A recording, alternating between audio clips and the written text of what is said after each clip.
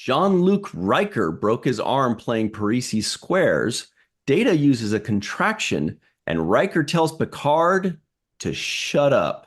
Hello, everybody, and welcome to The Seventh Rule with Cirroc Lofton. Hello, hello. My name is Ryan T. Husk, and today we're doing an episode review of Star Trek The Next Generation, Season 4, Episode 8, Future Imperfect, written by J. Larry Carroll. It's very close to a basketball player. And David Karen, directed by Les Landau, our good pal. This was November 10th, 1990. Where were you? How you doing today, Cirroc? I'm good. I don't know where I was November 10th. Yeah, J. Larry Carroll. You know, there was a Joe Barry Carroll back in the 70s, played basketball. Joe Barry Carroll? Joe Barry Carroll. Yep. Good player.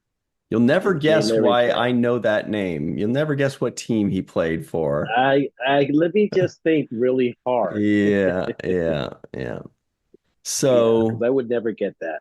yeah. Okay, so First time this I see his name though, and him and David Bennett Karen. First time I see their names in this, I think on this show. me too. I'm gonna check to see if they've done anything else later on, but certainly not before. Yeah, Okay, of so course, this the is an Les Landau episode. episode. Yeah, you know him well. Yeah, our buddy. Okay, so the first guy, Joe Barry Carroll, J. Larry Carroll, he worked in the writer's room, it seems.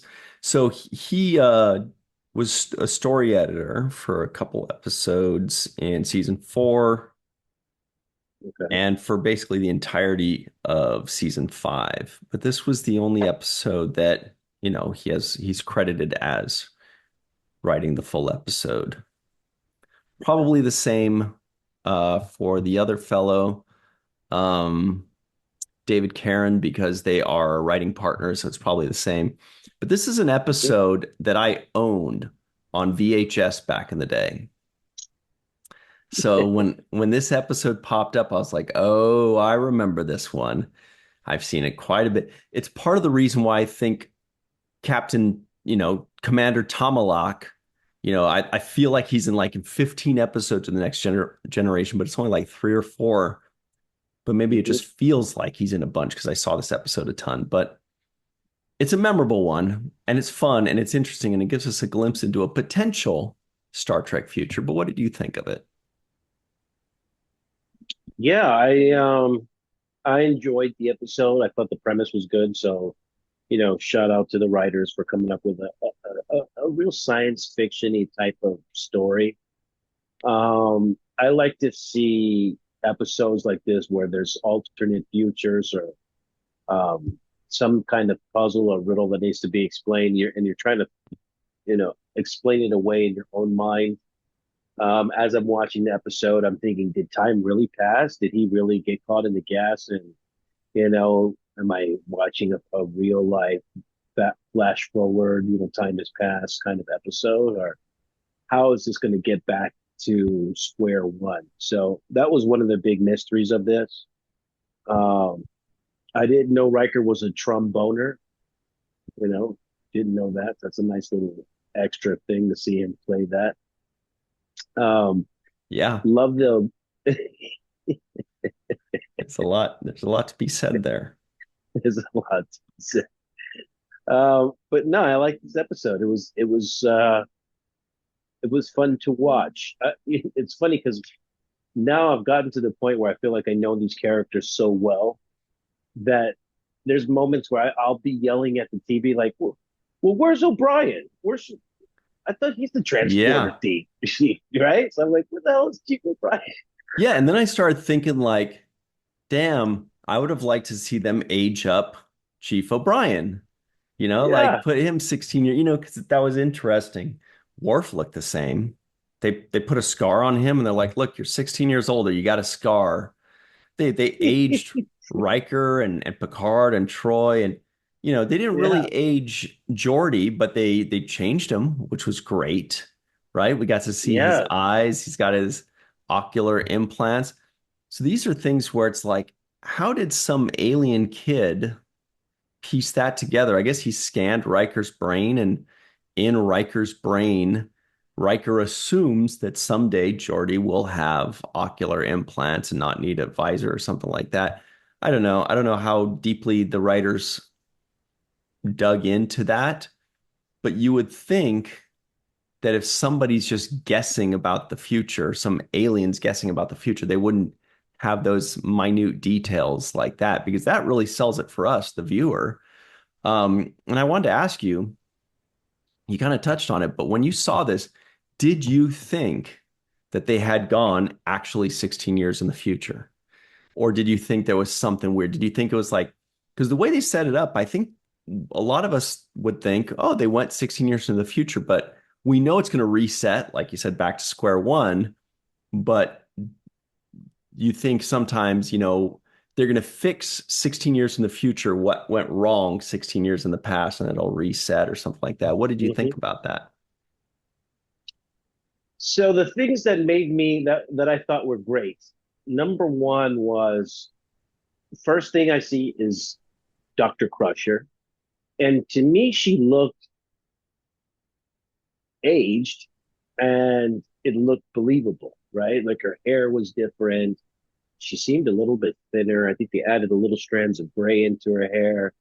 And it looked realistic to me. Like, oh, this looks like an aged Dr. Crusher. Okay. So that started. And then I noticed that the sick bay looked different too. It looked more updated. There were like computer monitors in different places. And so I was like, is this the sick bay I always have been seeing? Or is this some kind of updated version of it? So there were moments, those kinds of things added to the, like, those are the things, details I'm looking for. The other detail that popped out to me was I thought the com badge seemed different or futuristic to some degree because his had like the four slashes, which indicated he was a captain, and Right. And hers they had didn't the have the three. pips. Right, and they didn't have the Yeah. pips. Yeah, So it's those funny things because I lended noticed that too. credibility. I was like, wait, where are their pips? What's going on? And I was like, oh, I see. It's on the com badge. And that's another thing that would an alien child know to update things in that way based off of a scan of Riker's brain. Those are things where I'm like, okay, that's definitely suspension of disbelief because you would think that he would think to age Recreate. them, sure, but then yeah, exactly, recreate everything else. But that's more for the viewer to see because those are fun details. Those are the kind of details that make you think, wow, that really could have been a believable future with a Ferengi ensign. That was cool. Another cool detail. Absolutely. I love that. I was like, well, they got Captain Nog. He's already, that was the prototype of that idea. Directed Was by the Les first, Landau, no less. Landau. yes, yes. So it was actually, it was the beginning of that idea, that thought of a Ferengi in Starfleet really first appears in this exact moment in this episode, which is, I thought was a great nod to Nog, without it being a nod necessarily at the time, but in Yeah. hindsight, it appears to be, you know, a Yeah, nod. there are a lot of fun, like there's a lot that happens in this episode. There's a lot that happens. There's Riker's birthday. There's, a Ferengi on the bridge. There's a Klingon walking through the corridors. Okay, here's something. And this is going to be, Ryan's nitpick because I've been already nitpicking a bunch, but we are introduced to Patty Yasutaki, who played Nurse Alyssa Ogawa. Let me see. Yeah, Patty Yasutaki, who coincidentally just passed away a few days ago. Oh, And wow. yeah, and she plays Nurse Ogawa. And she was in quite a few episodes. I feel like it was at least a dozen episodes going forward. But this was her first episode, and I don't think she had a name. She was mentioned, there was just No. Crusher just said a few things to her and she nodded or whatever. Yes, doctor. Yes, 16 episodes she was in. Wow. But here's my so I was very happy to see her. I was like, oh, it's Nurse Ogawa. Finally, we're introduced to Nurse Ogawa, who we're going to see a bunch more later on. So this is Yeah. great. Finally, you know how we've had like Dr. Solar, and we've had these little doctors that pop in for one episode and we don't get anything out of it.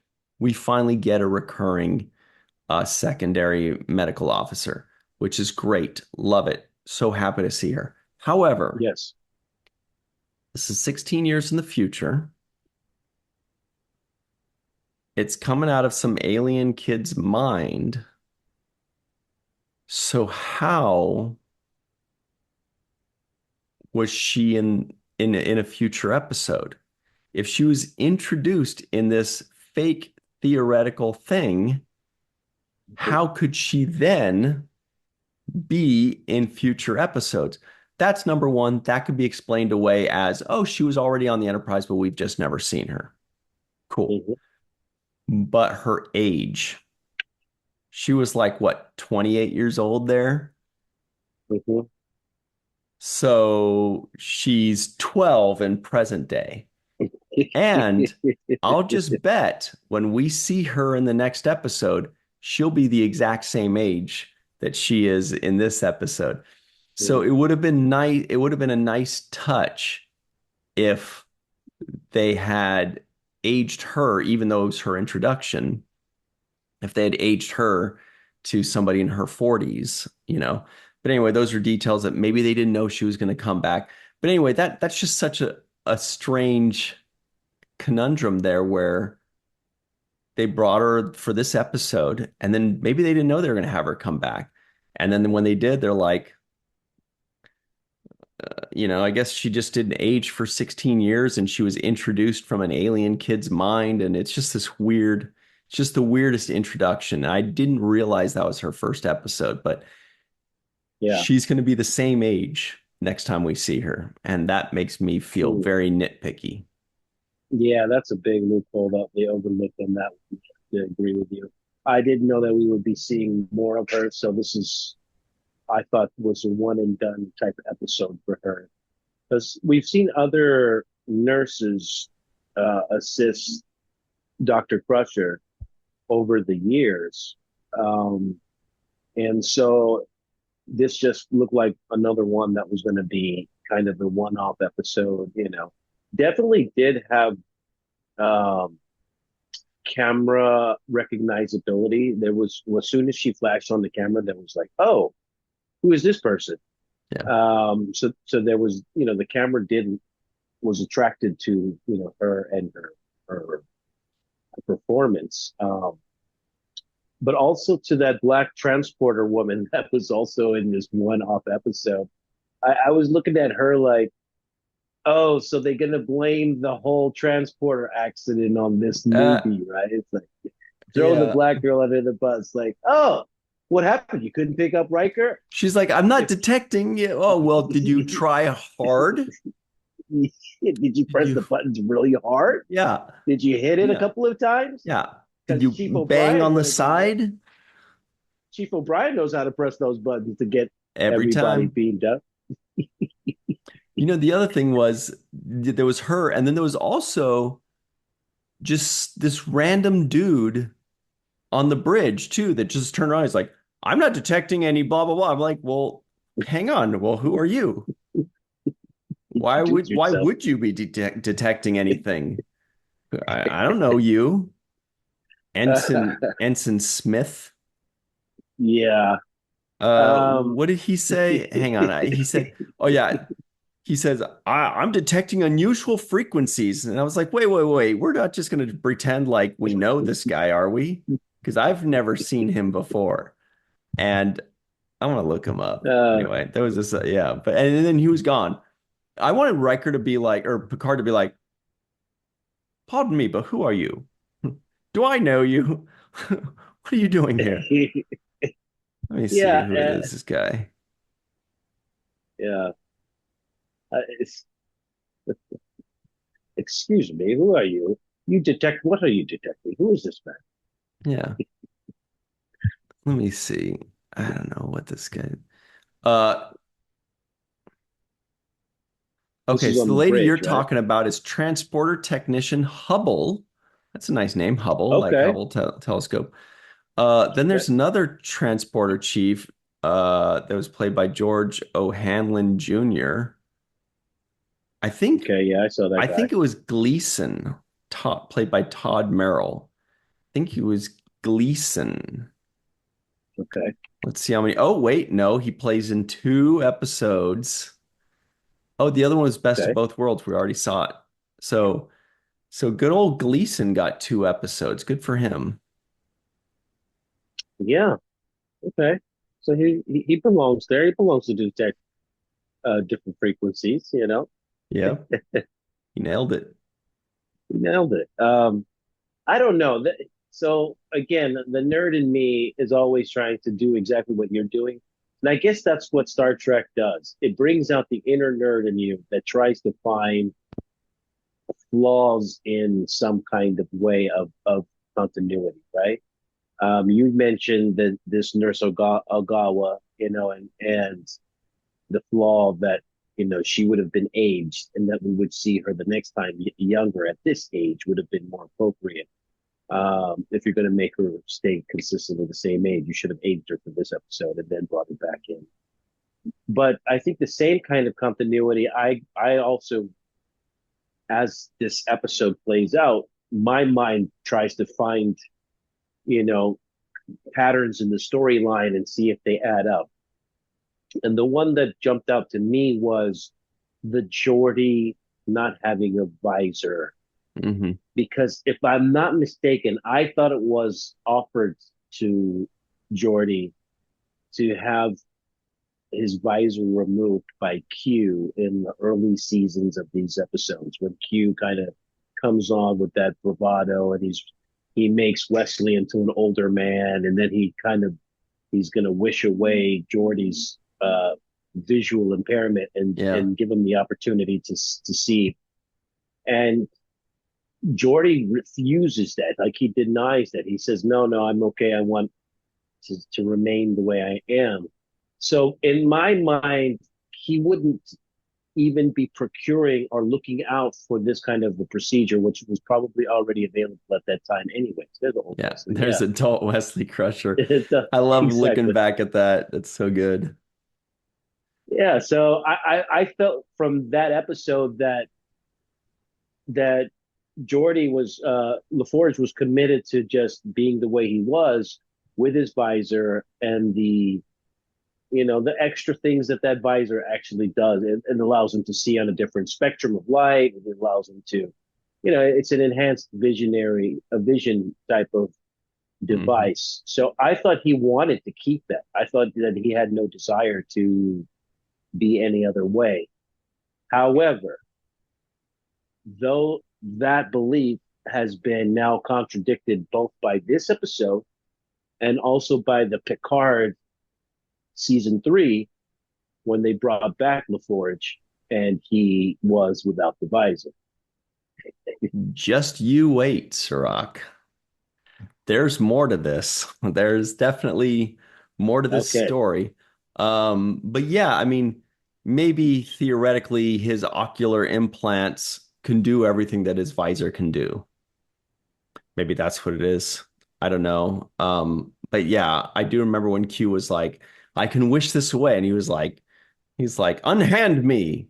Basically, but I mean that probably is just because it was from Q and they were kind of resisting him. But Yeah. that's interesting because Jordy does have, just a really good story arc. You're starting to see it already, like he started off as a lieutenant junior grade, then he became a lieutenant by the second season. Now I think he's already a lieutenant commander. He's just moving up the ranks pretty well. He's going back and forth between the bridge and engineering. He's doing a lot. We're learning about his troubles with women. We're learning about his wishes and desires with his vision and what he does and doesn't want. And it was cool to see him without the visor. And then it was kind of a bummer that finally we can see him act with his eyes, and he only had like a couple lines. It wasn't, it wasn't really used, Yeah, he was yeah, just saying some, oh, I don't know, there's a thing here in the corner, and that was it. yeah. Which again, going back to what you said earlier about this alien kid that has this ability to read your mind and then extrapolate a universe and recreate one, based on the specs that you're giving him. How would he then extrapolate the Geordie no longer having the visor out of the head of uh, Riker? Is that what Riker imagines for Geordie? Is that what he thinks that he would want? So it's kind of a weird thing. But I want to give credit to the writers because there were some little moments there that I thought were clever. And one of them was when Riker kept noticing the delay in the computer system, Yeah. not uploading as fast as it should be, and that being based on the diagnosis being run by Geordie, and that kind of being a clue to Riker, like, wait a minute, Geordie would have not taken this long diagnosis. Like, this something's wrong here. That was a clever writing tool to kind of break the trance that Riker was in. I thought that was a great way to do that. Yeah, and of course the clincher was Minuet. Minuet was in that episode 11001001, I think is what it was called, with the Binars. I think it was towards the end of the first season. It was either end of the first season or beginning of the second season. I think it was a first season episode. There's little Binars that would be like running around themselves. And then there was that holodeck program with Minuet. Now, so that was the big clincher, was that's how he knew it was fake. He's like, wait, but Minuet's not a real person. There's no way she could have been my mate. Now, what I Yeah. did find to be rather amusing and peculiar was when uh he says something when he's talking with Tomalak, and he was telling him how, how he was able to figure out, that it wasn't real was because of Minuet. And he says, well, it was a very special program, or because he was saying something. I wish I could find my notes, but he said, like, he's like, but you had such strong and intense feelings for her. And he's like, well, it was a very special program. I'm like, okay, how far are we taking this if Tomalak or whomever was sensing that Riker had very strong feelings for this holodeck program? And Riker saying, well, it was a very wink and nod special program to me. Mm-hmm. That Draw only your comes own, on late night yeah, on draw your the own Playboy conclusions. channel. Yeah. Yeah, we know that program. Um, I would say also there were some things that threw me off, and that just like I would have liked to see and play out differently. Number one, I would have liked Counselor Troy to be the mother of that kid. I was waiting for it too. Like when Right. it was like Wonder was coming and she was like, she walked him in. It's like, let me walk into your quarters.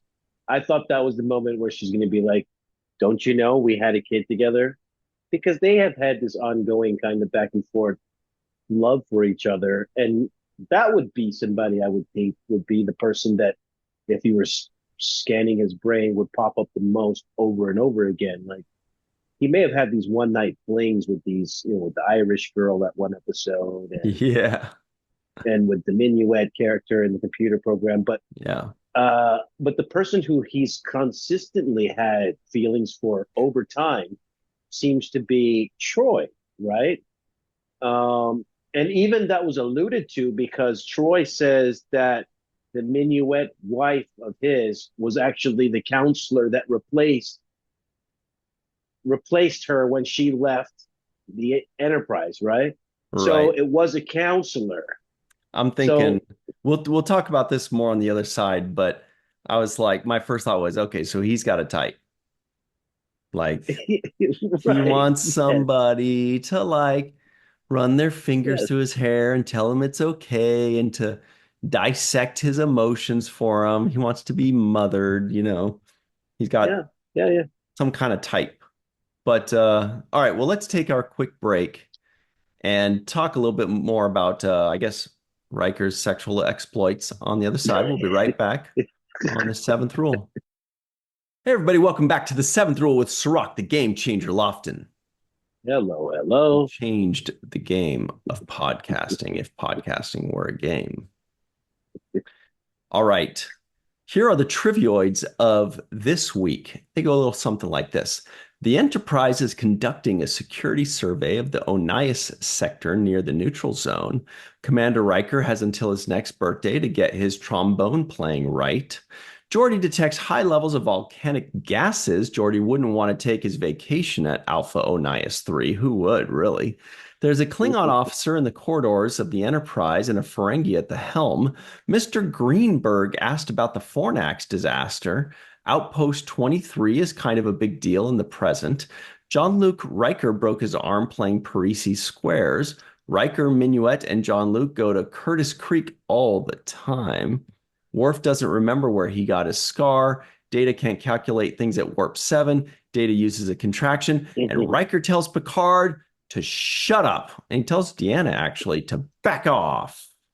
He was Yeah, I getting like that a pissed. little bit. Data was like, Yeah. I can explain. He's like, no, you can't. Don't even try. I was like, woo, Riker getting heated. Yeah. And that's how I knew it wasn't the real Picard, because the real Picard would have had some talk back for that. Damn it, Yeah. Will. You don't tell me to shut up. I tell you to shut I tell Wesley to shut up. Damn it, Will. Fire at Will. What? Okay. Yeah, that was, and we'll talk a little bit about this, but when they show people aged in these episodes, it's one of my favorite treats watching these Yeah. shows. You just showed Will Wheaton in that Q episode where Q aged Will Wheaton. He looked older. And of course, it doesn't look like how Will eventually becomes as an adult. No. And I have my own taste of that because, when we were doing this last creation convention in Las Vegas, I had a few people come up to me and jokingly say, "Well, you didn't grow up to look like Tony Todd after all." So, At least they got the height right, though. they got the height right, though. They did get the height right, Yeah, whereas but whereas the adult Wesley Crusher was like 6'4". he's 6'4", Tom Brady. Yeah. So yeah, it's funny how I like to see when they decide to age somebody how that ends up looking. Um, I thought, like I said, I thought Dr. Crusher looked beautiful Yeah. in the aged makeup that they put her in. I thought she looked really beautiful. And I don't know if it was just my eyes, but she looked thinner than she normally looks. Like just in her face in general, I looked wonder like if it she was looked because 10 her hair pounds. was up, maybe. Her I hair don't was up, know. maybe. And also, I noticed that she had some pretty bulky shoulder pads, too. So maybe that also made the rest of her look smaller. She looked thinner in the face to me, like a Mm. good 10 pounds thinner than she normally looks, or 5 to 10. And the other person that looked a lot thinner to me was uh Deanna Troy. Also appeared to be like I was like, was there a break in this? Was there like or were they just was this episode filmed in out of order? Like there were those kinds of questions were in my head about filming because it seemed like they were exceptionally thinner than the last episode that I saw them in. Like, a noticeable difference, like 10 pounds. So I thought that was kind of interesting to me. But going back to the aging process, they had Picard aged in this episode. And the irony is that he looks nothing like that now when you see him at this age. Yeah, the way they aged him was just making him look a little more dignified. He had a goatee, longer he had hair. He just looked a little bit more ambassadorial, you know? he, They're like, yes. ah, you give him longer hair and a goatee and a cooler outfit. That's about Yes. right. That sounds Yeah, right. he looked like an older Robin Hood. I think he did a Robin Hood episode and something Yeah. with the little goatee thing. Yeah, and he looked you're like right. the older version of that. It was kind of funny. Actually, that episode is coming up this season, Cirroc. Okay, So look forward to okay. that. That's in about 10 or 12 episodes. And it is a very, it's actually a really good episode, but It's a we'll memorable episode because I haven't even seen it, but I remember images from it. That's mhm. how popular for me that episode is. It's something I remember, even though I've never watched it, never seen it, but I just remember seeing pictures of them in that Robin Hood get up. Oh yeah. And the Worf's got some great lines in there and some great Yeah. moments, but we'll cover that when the time comes. Was there more to discuss about Riker's taste in women? I don't mean his taste in women, like his yeah, like the kind of women that he likes. I guess he likes the nurturing counselor type, which was Yeah. interesting, or maybe he just likes counselors because it's just like a thing. He's like, ooh, it feels so nutty, I'm humping the doctor or something. I don't know. Maybe there's something there. I don't know. What do you think? Yeah, like I said, I think his taste in women is actually Troy seems to be the woman that's for Riker. Hmm. And the reason is because of the not only the nurturing thing, but there's a level of non-judgment that she has when she deals with him. She doesn't she doesn't reflect poorly on the fact that he's a horny bastard, right? So she's like accepts him like, oh, I understand. He has to do what he has to do. And Yeah. a guy like Riker would need a person that is like that in his life, I think, who's accepting of more, you know, unconventional ways of being romantic and exploring his sexuality. So it'd have to be somebody who's accepting of that, in my opinion. And I think that Troy fits the bill for that. She's not jealous of any other woman, even though he was jealous of the other way around Yep. when she had her, He was mad as propose. hell. He was walking around pouting and just being such a Yeah. little punk about it. But yeah, I think she is the type of woman that loves him as he is. Whoever, all that he is. She doesn't try to, like I said, she doesn't have any judgment on the kind of prowess that he has when it comes to women. So I think that's the kind of woman that best suits him. Yeah, she is very patient. She doesn't sweat the small stuff. They seem to have some kind of understanding or an open relationship or an off and on again relationship. But whatever it is, she seems to take it really well. And she just seems to be the kind of person that's like, whatever, I'll be here when you're done screwing around like a kid and when you're ready to, Yeah. screw around like an adult. But they seem to have a thing where they're just kind of always off and on and off and on. And that does Yeah. go on throughout, this series, the movies, Star Trek Picard as well, they're back Yeah. on again, they have a kid, so on, there's all kinds of stuff. But that's Yeah. it's quite a story between the two of them. I like it. I would have liked to see Will Wheaton's character. I would have liked to see Crush, Wesley aged in this episode. That would have been cool. Also to see him promoted in Starfleet, maybe being like a commander or something to that effect. I would have liked to Yeah. see his, how he has moved up in the ranks. How cool would it have been if they used that same actor that they used in the first season for the adult Wesley Crusher? That would have been hilarious if they brought him back and he's like a Yes, lieutenant commander or something like that. And people will be like, wait a yes, minute, they're still using this guy, but the other Wesley's like yes, 18 at this point. We know what he looks like. That would be funny. exactly. That would have been a nice little bring back. I would have liked to see that. Yeah. So yeah, those are the moments that I would have liked to see. Just like a couple of more people aged in. Data, I thought it looked weird seeing him in that red. I don't know. It just like I couldn't get my mind to Yeah. like recognize him. I was like, what's It going on with it this? makes his skin tone like seem even crazier like silver. Like the silver on the gold shirt doesn't clash that much, but the silver face on like that bright red, it just kind of it's crazy looking, It right? was too much. I was like, yo, Yeah. it, Yeah, I we couldn't and get my head around that. we see it again. Like I can think of right now, I can think of Gambit is is a good two-part episode in the seventh season where we see him in red. I feel like we see him in red a couple other times, but anyway, yeah, it's interesting. It's fun. You got the new comm badges, you got the couple people in new uniforms, a couple new looks. Yeah. It's fun. Like it almost made it seem to me, or like I'm watching this and I'm like, I could go for this future. Like I have no qualms with this. I like, they kept the same uniform, except for Picard had a different one because I guess he's an ambassador. They have different uniforms, but the comm badge was cool. You know, Combat. uh, the bridge looked good, the sick bay looked good. Data can be in red, I guess. There's a lot of things to it. I just can't see Picard captaining a Romulan ship though.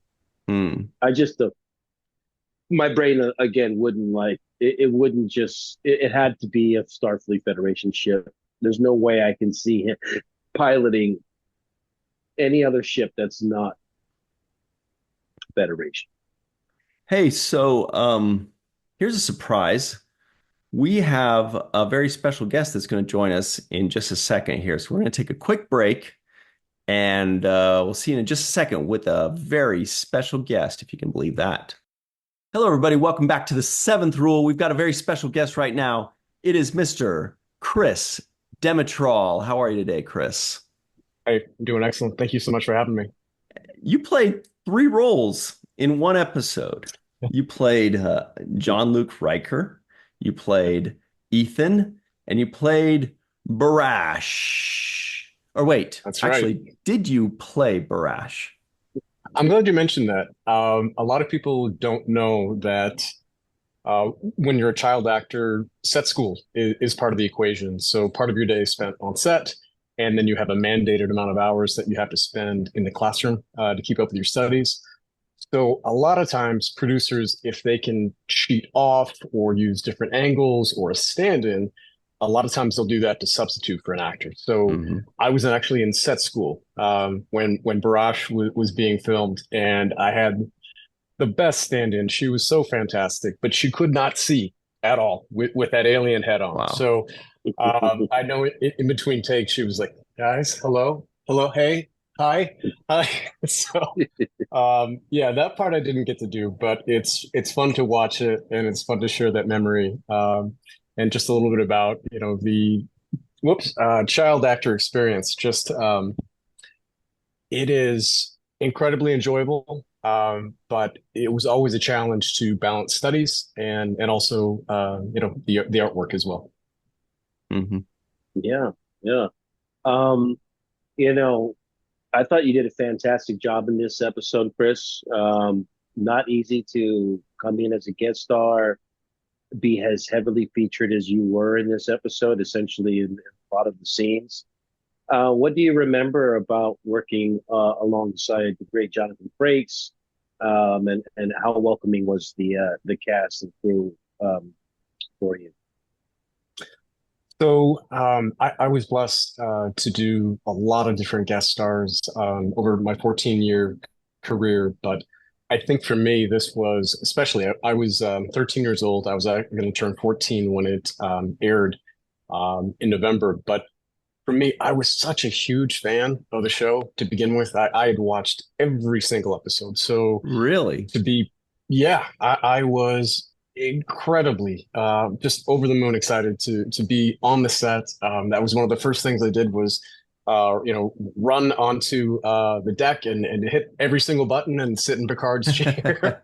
Uh, uh, the prop master was fantastic. I got the chance as a 13-year-old to play with every Klingon sword, every phaser, every real phaser, every rubber phaser that they used for background actors. So for me, it was such a brilliant and incredible blessing to be able to go on to a show that I'd already loved so much.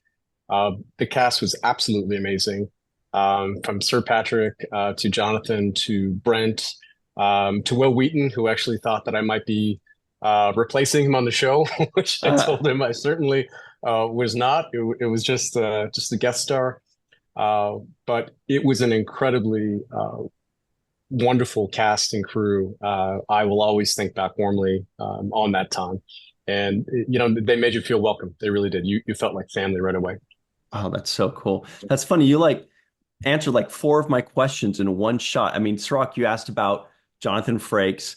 But yeah, I was wondering, like, were you a Star Trek fan? What was it like when you first came on the set? You're answering all this Yeah. stuff.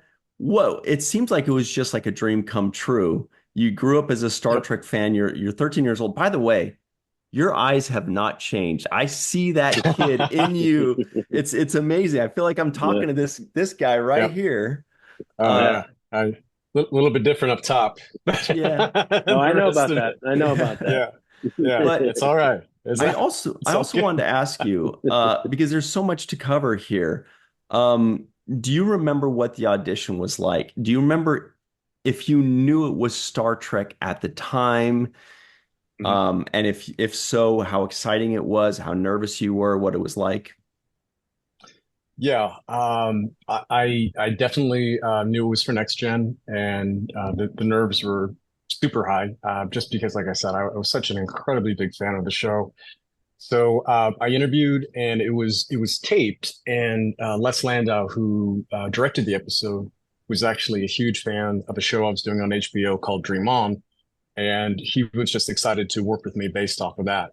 So it's really, again, just an incredible blessing to know that one of these shows that I was able to participate in kind of opened up the door for this show. So yeah, interviewed for it. I believe I found out the next day that I got it. I was so excited to go into, get fitted for the outfit that you saw there, and just figured out, how they do all the crazy good tricks with the zippers, and how they made the whole uniform look seamless. I mean, it was, I have to say, every bit of it was just fascinating for me as a fan of the show, and just studying it. You like the things that you were surprised about, like when you look out into the galaxy behind you, it was very much just a black felt cloth that they punched holes in, and there was Yeah. lights behind it, so that was the galaxy. I mean, just the things that worked and the things that didn't work, as far as being able to turn on, turn off. I tried it all. I hit every button on the main deck. A quick question, because I started off as a child actor as well. Got into the show business at the age of 10. And one thing I know was true for me was that a lot of what I was able to accomplish as an actor really was on the shoulders of my mom, who did a lot of the leg work for me, as far as getting my headshots, taking me to meet my casting, to different casting calls, to get an agent.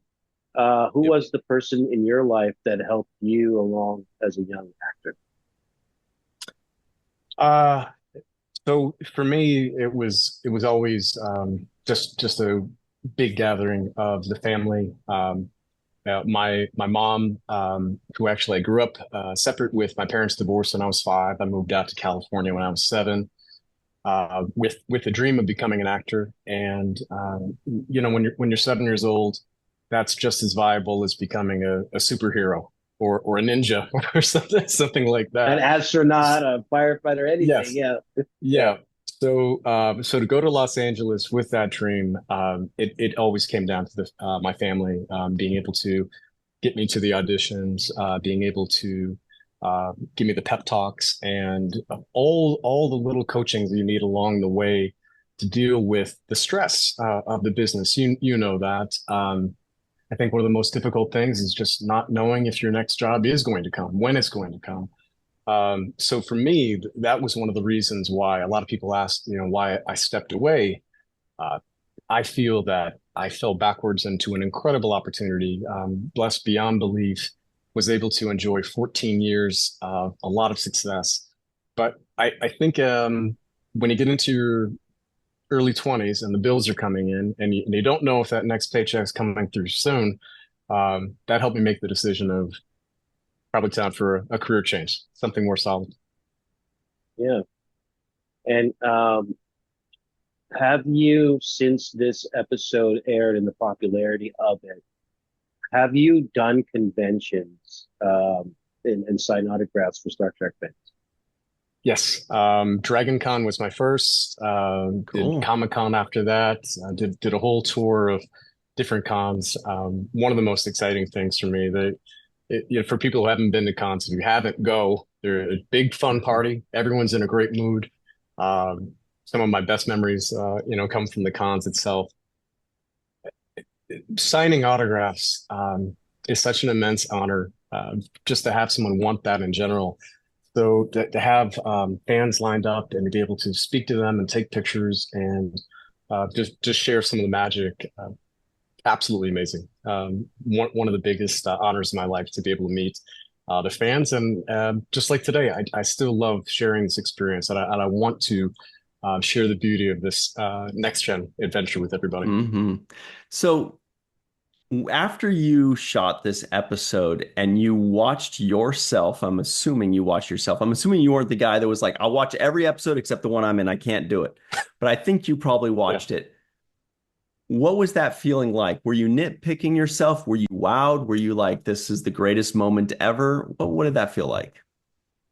That's a great question. I don't think I've ever watched anything that I've done that I haven't thought to myself, oh gosh, I wish they hadn't used that take, or I wish I would have punched up the line on that one. So sure, I was super excited to see myself in that world. But yes, as you view yourself, as you grade yourself, as you watch it, you can't help but see little moments where you'd like to tweak it, like to change it. Um, I didn't have this experience with Les because he was fantastic. But one of the tricks that you can actually do as an actor is if you get a piece of direction that you don't like or a character choice that feels inauthentic, what I used to do was I would do that director's version just very badly. So whatever their alternate choice for me, I would do the worst performance of their alternate choice for me. So they'd be forced to use the takes that I wanted to use instead. The dirty little actor trick we learned along the way. Pro level. Thankfully, yeah, there you go, right? And then you can always Yeah. just claim innocence and go, "Hey, that was It what was you're your looking for, idea. right? See Hey, what you Your made me idea. do? yeah, I was just following your direction. So I guess I was so horrible. You'll have to use my version instead." Yeah, you did a great job again. Like I said, you felt very natural, very believable. And I didn't know it was you. You were the one up to things in the beginning. So it's, the reaction, for example, when Riker comes sees you inside of that the holding cell, you're really kind of like, hey, get away from me. I don't know who you are type. And it was very convincing to me that you had no idea what was going on. So I want to commend you again on the performance. But it's been 34 years now, since this Wow. aired Yeah. in 1990. And I want to know, one, are you a parent? And if so, has your kid seen you in some of the work that you've done, including this? Yes. I have a daughter, Addison. She turns 11 this month, which is amazing. Hard to believe. Congratulations. And in fact, thank you. And in fact, yeah, during that wonderful baby bonding time when babies are first uh, getting to nurse and feed and come into this world, my my partner at the time, we were watching the entire Star Trek Next Generation as a marathon. We had time to kill and a lot of fatigue to wear off, so we entertained ourselves by watching Next Gen start to finish the entire time. So in that way, Addison was certainly part of the adventure. Uh, Much like most tweens out there, I think she could really care less. Right. Dad was an actor. I think eventually she'll probably have a future herself as a podcaster or an influencer. She has such a brilliant creative mind. But yeah, you know how it Nice. is. mom, dad's like, you know? Yeah. She's the next I'm busy They're never writing quite as my own impressed. legacy. Yeah, she's Yep. making her own legacy right now, so she's Yep. trailblazing. She has no time to Yep. ponder over what dad's done. Right. But She's the I, next yeah, generation of next generation fans, That's you right. know? There you go. right, exactly. Yeah. Yeah, that. So you did answer our other question, or my other question about this stand-in that you had. So the girl that was standing in for you was she was an adult, Hmm. obviously, because she didn't have the same regulations of school like that we have when we have to go in and out of Right. school. So they Yep. can use her in costume while you're doing the schoolwork. Correct. Yep. Okay, okay, that's good to know. So All you didn't right. do the fitting for that particular alien costume, No, which was I striking was to me. It That was like, Parisi whoa. Squares outfit was pretty rad, though. uh, so cool. And I think I just watched an episode, a couple episodes before that where they mentioned Priest and Square. So it was such an incredible tie-in for me Hmm. to watch it, to feel it as a fan, and then to be part of it and to be woven into that storyline. Absolutely amazing.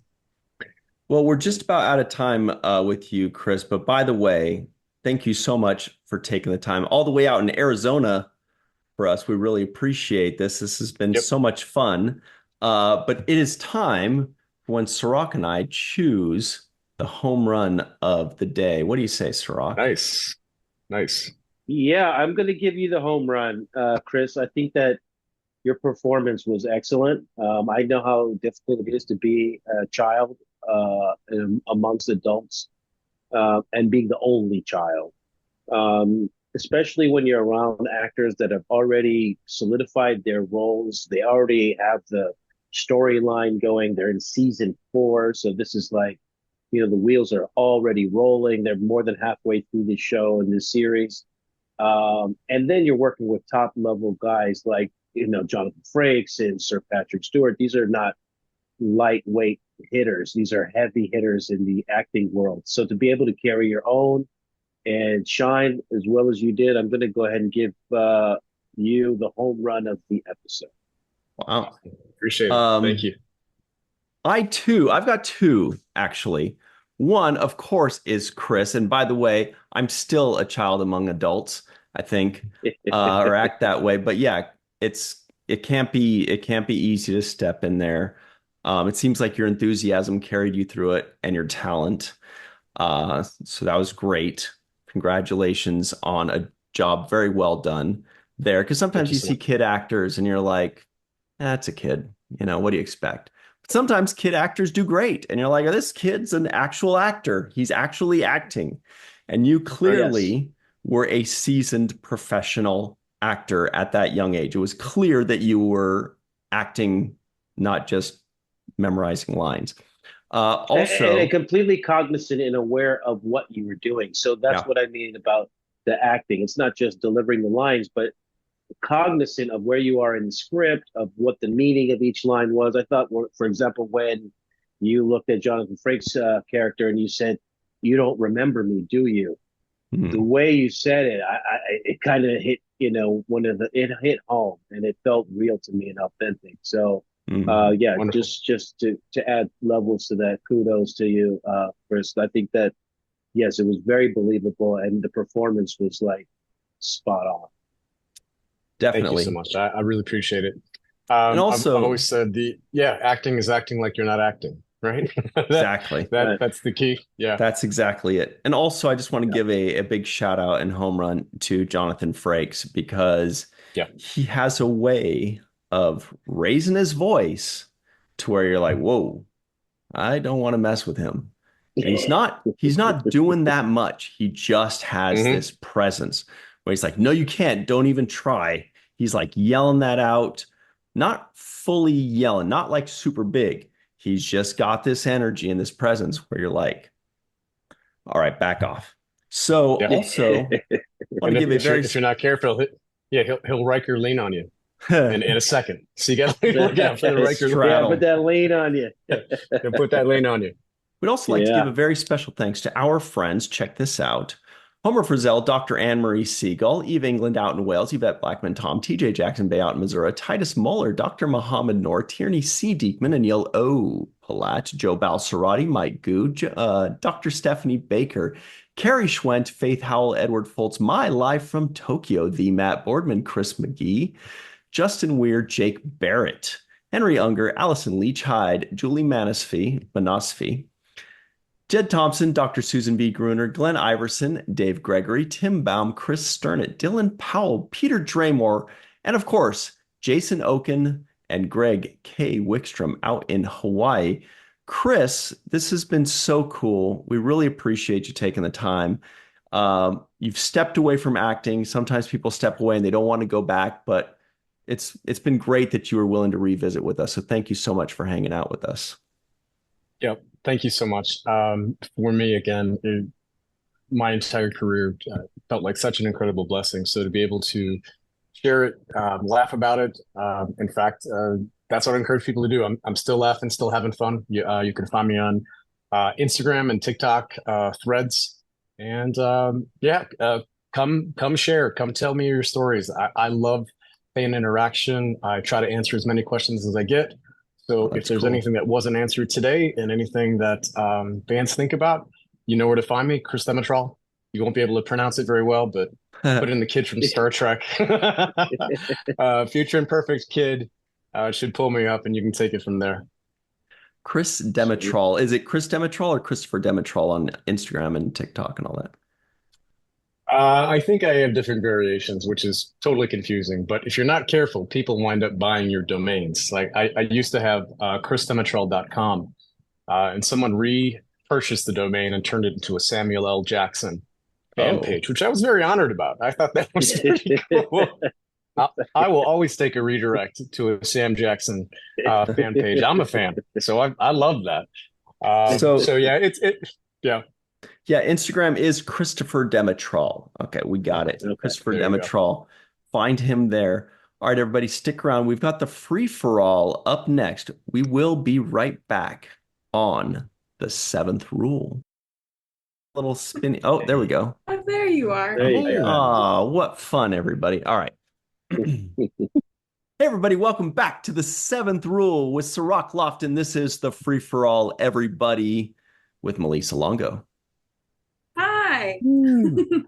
And Carrie Schwent, aka Crafty Bear. I've got an idea of what she might be talking about behind her.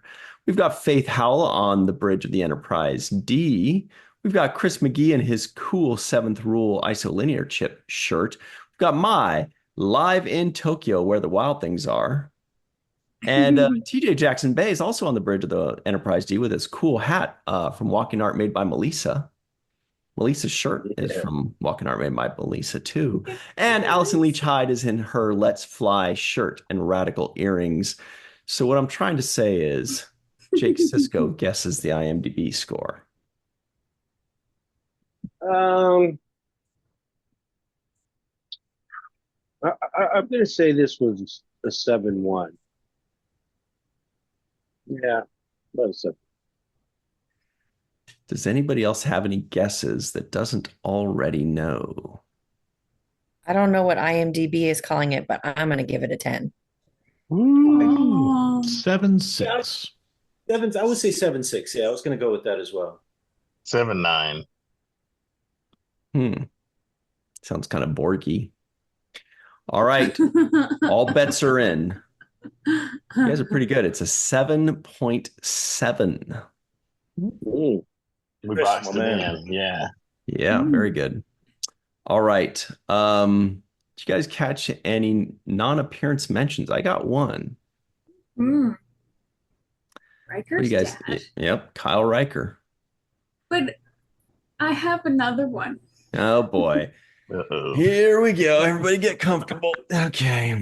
Where's Homer? Where's Homer? Maybe. I don't know if this will count or not. But Geordi's visor. It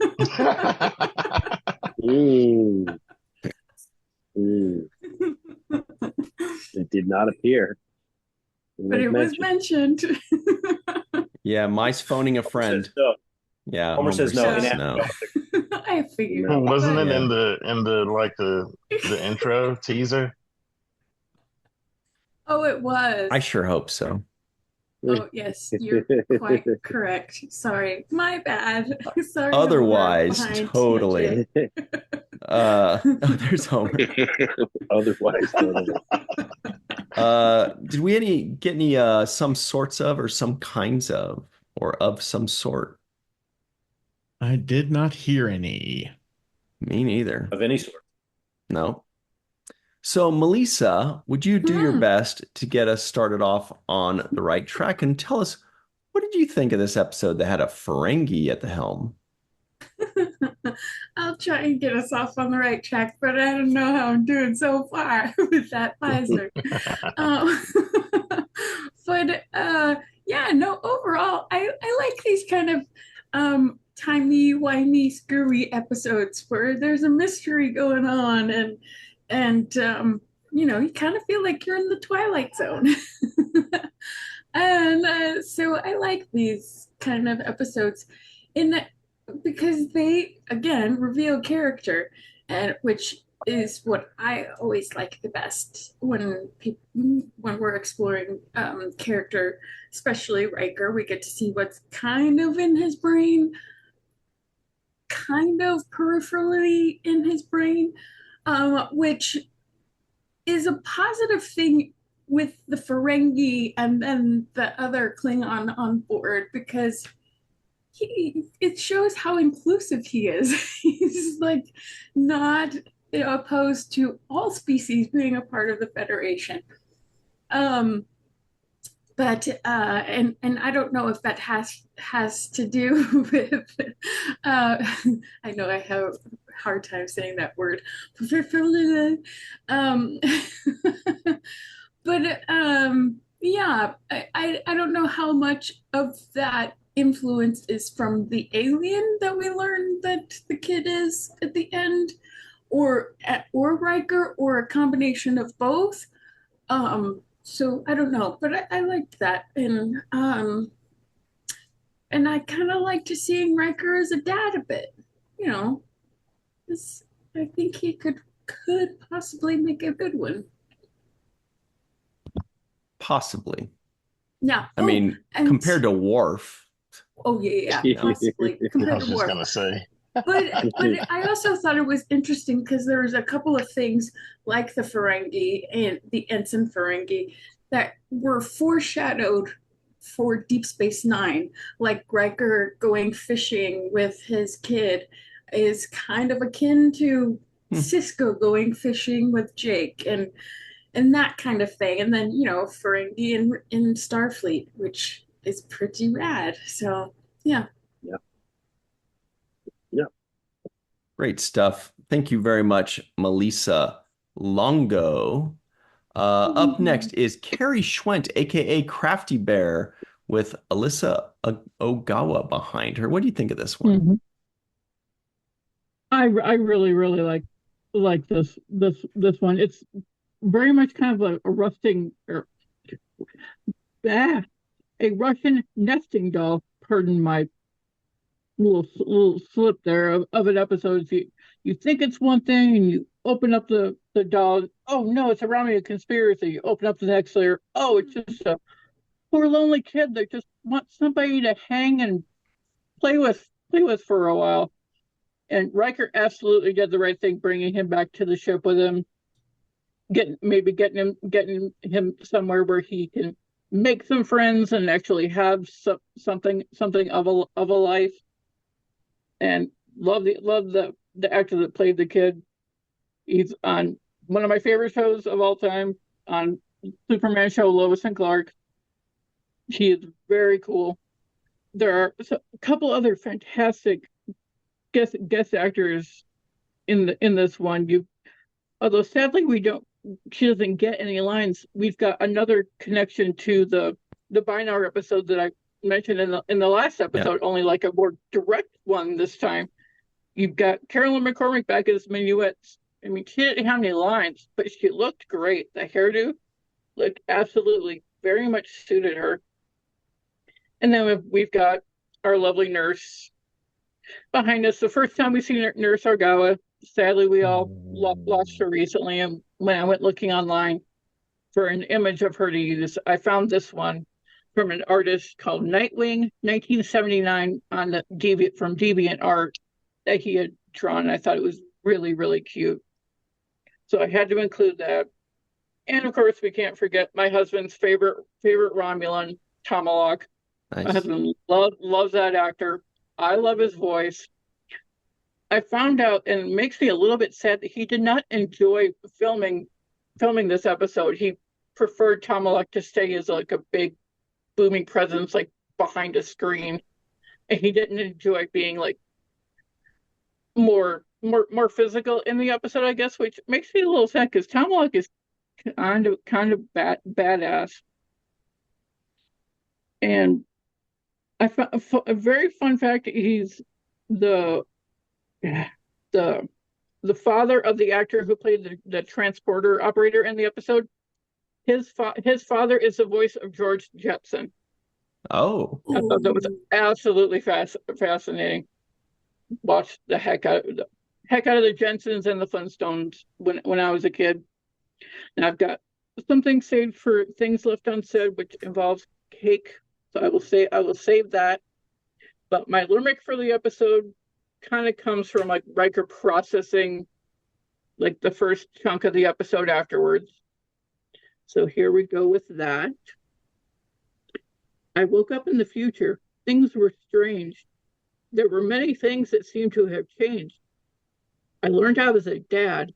That fact did not make me sad. It was just one who wanted to engage. Yeah. Excellent. Thank you very much, Carrie Schwent, aka Crafty Bear. Faith Howell, what's up? What did you think of this episode that you gave a 10 already? Definitely watching this as a child, like you kind of put yourself in little Jean-Luc's point of view, or Ethan, or whatever you want to call him. He'll always be Jean-Luc to me, as Riker says. And so it was just so much fun to get to watch that and, imagine being there. I think it would have been fantastic if we had even just seen that costume in the background from time to time since he went back up to the ship. Just a little Easter egg in there would have been great. But yeah, I really, as Melissa said, enjoyed seeing, a possible future for the Enterprise and all of our crew. Of course, we want Geordi to have his eyesight. Though we love his visor too. And in hindsight, now I had never thought about it, but I really enjoy that they added in Ferengi, and we of course see that come true, not in not so distant a future. So I think this is a wonderful all around episode, and I think where some of these episodes have not stood the test of time, I think this one just gets better. So. Oh, Oh, you're on mute. I know, I'm muted. So sorry. Great stuff. Thank you very much, Faith Howell. Spelled Great, my live in Tokyo, who made a great joke earlier in our Zoom chat. Chris McGee is up next. He's the Dark Lord. He's got something to say, and it goes a little something like this. Well, this is definitely a favorite episode of mine. I very much love the 2 layers of deception that keeps the audience guessing until the end. Kind of like that moment in some movies where a character wakes up from a dream only to have a jump scare wake them up from that dream. Surely Star Trek would never do such a silly thing. It may have already been mentioned in a previous segment, so I'll just briefly mention here that I enjoy the delightful wordplay of this episode's title, Future Imperfect. Now, my fellow grammar nerds will already understand the pun, but for those unaware, future perfect is a term for a grammatical tense indicating an event will have finished by a future time. Now, for the guest stars, Carrie already mentioned our first Nurse Ogawa appearance, and I agree that it's always wonderful seeing Andreas Katsoulas as Tomalak again. Apologies if I mispronounced his name. I also love that Carolyn McCormick reprised her role to play Minuet, a character that most viewers had forgotten by this time. Yeah. For a scene lasting only a few seconds on a monitor, I greatly appreciate that attention to continuity. And speaking for myself, it was a coincidence seeing Chris Demetral since he co-stars in another show that I just recently started rewatching called Dream On. For the memorable quote of the episode, the one that's always stuck with me is Riker's line near the end. "You're incapable of that level of incompetence, Mr. LaForge." Yeah, he's right. He is right. Is right. Thanks very much, Chris McGee, for that good stuff. Mai is live in Tokyo. What do you got for us today, Mai? Yeah, great episode. Love the episode. But, it's interesting. It's about what we all did or do. We create imaginary friends or imaginary worlds or imaginary everything. Sometimes out of loneliness, sometimes out of fear, sometimes just to entertain ourselves. When we read Robinson Crusoe as kids, we all innately know how to solve his loneliness, right? That's that picture right there, Robinson Crusoe. After all, we'd grown up knowing fantasy was good and powerful. When as little kids, we were read to about the adventures of rambunctious and sensitive Max, escaping reality and where the wild things are. Let the wild rumpus start, right? Later, we read other stories on our own, things like The Lion, the Witch, and the Wardrobe, about 4 kids sent away to be safe in a country house. Again, a fantasy world created to escape the terrifying reality of wartime London. As teenagers, watching the evil Goblin King take the baby brother of young Sarah, going through her own growing pains. And we were torn by how cool David Bowie was and wanting to know what would happen to little Toby.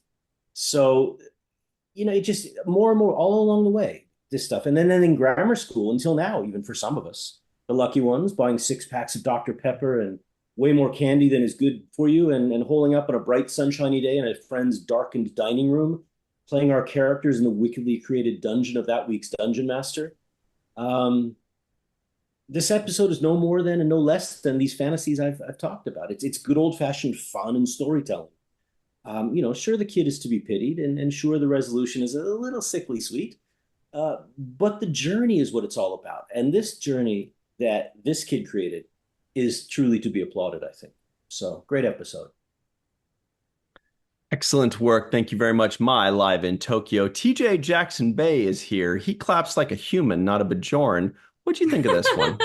Oh, there we go. He does both. He's ambiclapstrous. This is an old favorite episode. First of all, happy birthday, Captain Riker. Which one? Was it his birthday before or after? I can't remember. But happy birthday to Riker. I think it was before. He loves surprise parties, by the way. Yes, he does. We'll note that later. Worf, not so much. No. Riker, absolutely. Of course, this episode meets the qualifier for an automatic favorite because it has Romulans in it, even though they're not real. That's fine. It gives us part of the Romulan story. And we get to see Tomalak, which is great. I do love whenever Tomalak is there. And we got to see Picard with a stash and beard. How about that? And I actually like that look for him. Riker probably should have told him, Captain, you should grow a stash and beard. You look a lot better. Not saying he looks bad, but he looks better with it. But there's just so much in this episode, to take away from on so many levels. And, as most people know, I usually go to the metaphysical level. And so, when I think about, these scanners that try to fulfill this kid's desires, even to the point of reaching out and grabbing Riker off of this, ship to try to fulfill his desire to have another person present with him, that isn't a fantasy. I think that goes a lot to what Mai says. These fantasies are good. They're healthy. It's good to escape into them. But at some point, we will want, a more fulfilling connection or companionship to be present with us. And that's what this kid, whose name is Barash, is going through.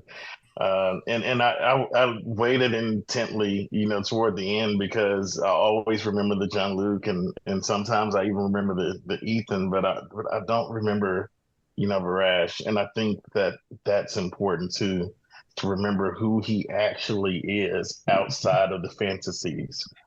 Um, and I would love to see, one of the newer iterations revisit this character and see what it was like for him to integrate into a whole new society after having been alone, for so long. And where is he now? I would love to see that. Um, and speaking of these scanners, I know they sent somebody back to get those things because they can read minds. But I know Section 31 is all over that planet, right now. If they couldn't get them out there, and they're reading people's minds, watch out. So I'll finish up with another memorable quote, said a little bit after the one that Chris stated, and it's Captain Riker again when he tells Admiral Picard, "I said shut up, as in close your mouth and stop talking." Mm-hmm. So I'm going to do that now. Yeah, okay. Great stuff. Thanks very much, TJ. It's true that I always forget that he took Barash with him. It feels like an episode where they just leave him behind. Because, when they run into these episodes, they usually leave that alien species behind. They go, no, I must stay here with my special technology. But he takes him back and we never see him again. That's a good point. Would be interesting to revisit. Feels like a Lower Decks episode. All right, Allyson Leach-Heid is up next. What did you think of this particular episode? I've always liked this episode because, well, it's sweet. The whole thing is sweet. Watching it now as a mom is a little different because there's something, choices that characters make that I'm like, why would you do that? And then when you look back and you go, oh, it's a kid wanting this man to be his dad. So yeah, he's going to show up as a surprise. Like, how are you going to react to me, even though it's not Barash in his actual form? But that always got me. I'm like, why would Beverly get to actually pick one to like surprise Riker with a son? Like, wouldn't that be on the ship's counselor, like saying if that's a good idea or not the doctor? So I'm like, why is that? I'm like, oh, because a kid picked this out and she's the doctor. So that's why, like, for me, I'm like, that's why he picked that character to do that. And I'm like, oh, that's interesting. So a lot of the little things that I would always kind of like twig, like, why would that happen that way? And watching it now going, oh, because a kid wrote this story, like he picked these things to happen this way. Like the visual record that we first get for Riker is nothing but the kid and Riker. Doesn't have the mom in it. I know for story, we're gonna find out, that's Minuet, and so that just completely blows this situation. But it's because that's what Barash wanted. So he wanted to have that experience. So he made the experience to show to Riker. So I really like that as an adult, like, oh, they really thought about this really hard and I like it. And that's why, when you get to the second part, you're like, why would they use the same kid picture, image, the Romulans? Like, wouldn't they have just used a kid who looked like Riker instead of this random human we have here? Oh, it's because this kid wants this man to care for him and to be his friend or father figure. So really like that. And the scene in the turbo lift between the two of them is my favorite scene, where he's like, I know I'm new at this, but I want to care for you. And that's what I'm going to do. And I thought that was great. And my favorite line is, okay is not good enough. Because I think we all should say that to our kids a lot more. They can be more than okay. So that's why I like this episode. And then you can say good enough is not okay while you're at it. Does that work? That kind of works. All right. Jake's final take. Any final thoughts on this one, Cirroc? What do you think? Got a couple final thoughts. Yeah. For one, Parisi squares, that's what we call nerds in France.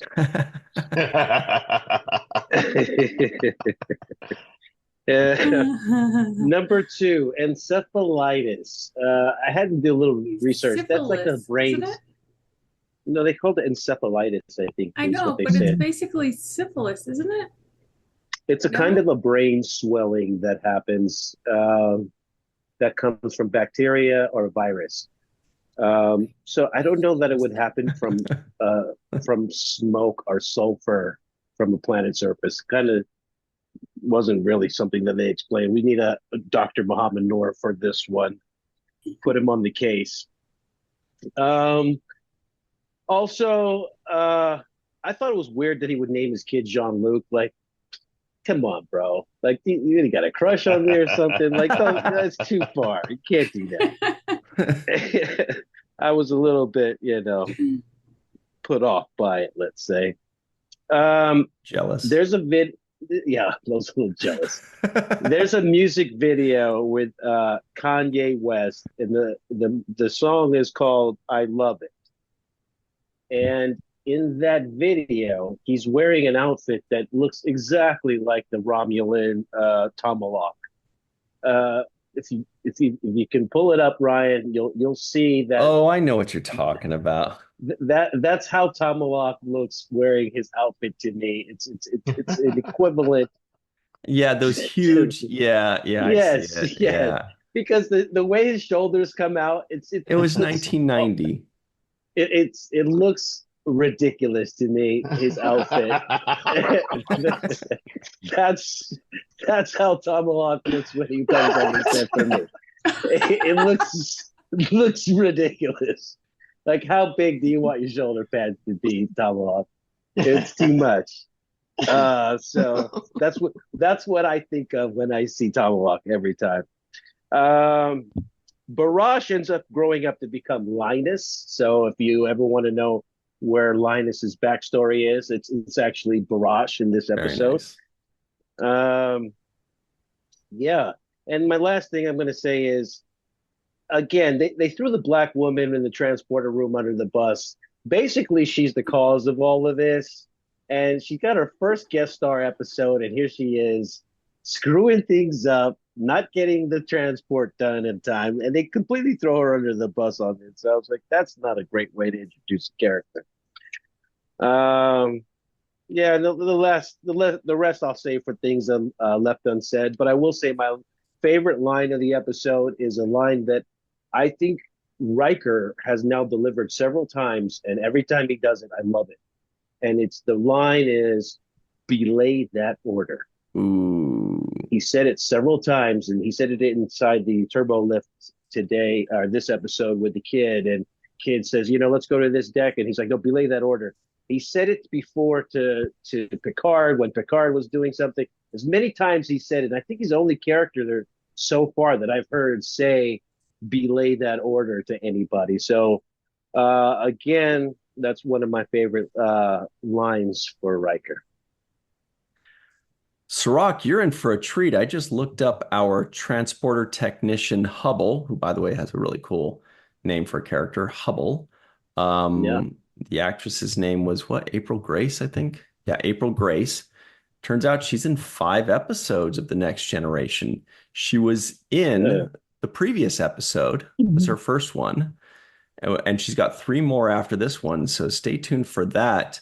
So maybe she was kind of like their backup when Colomini, was doing like a Santa Claus commercial or something like that for Pepsi or something.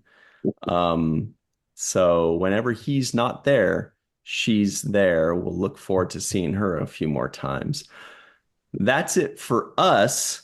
Thank you to Allyson, TJ, Mai, Chris, Faith, Carrie, Melissa, for myself, Cirroc Lofton, Melissa Longo, and Aaron Eisenberg. Thank you all very much for joining us. If you're a patron, by the way, we've got things left unsaid. Boy, we're going to duke it out there. It's going to be nuts. Everybody else, we will see you next week. And until then, always remember the 7th rule.